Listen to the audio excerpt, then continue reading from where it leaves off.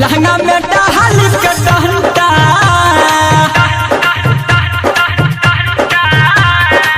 लहंगा में डाल के डंडा याद होते हिलाई आधा घंटा लहंगा में डाल के डंडा याद होते हिलाई आधा घंटा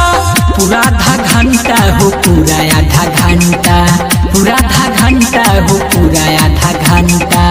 काम न करे मूली भंटा याद होते हिलाई आधा घंटा लहंगा में डाल के डंडा याद होते हिलाई आधा घंटा मिक्स रागनी रिकॉर्डिंग स्टूडियो मीरगंज।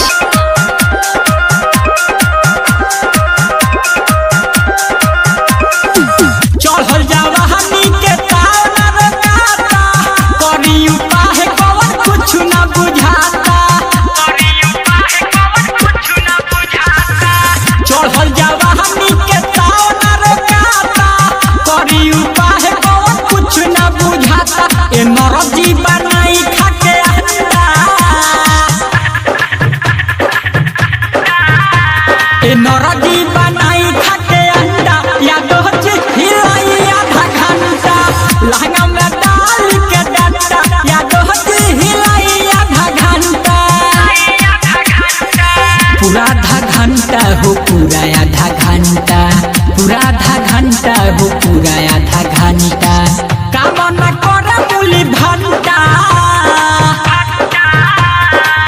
काम न करे मूली भंटा याद होचे हिलाई आधा घंटा लहंगा में डाल के डंडा याद होचे हिलाई आधा घंटा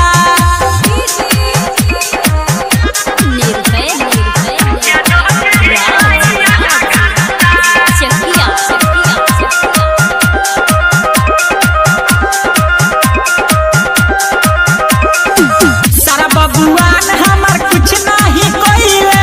ढेर जाना ओइले ढेर जाना गोइले सारा बबुआन हमार कुछ नहीं कोइले ढेर जाना ओइले ढेर जाना गोइले केहू ना कोइल हमके ठंडा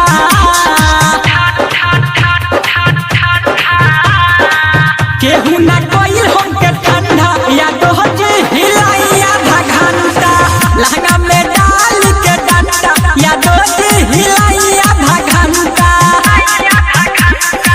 पूरा आधा घंटा हो पूरा आधा घंटा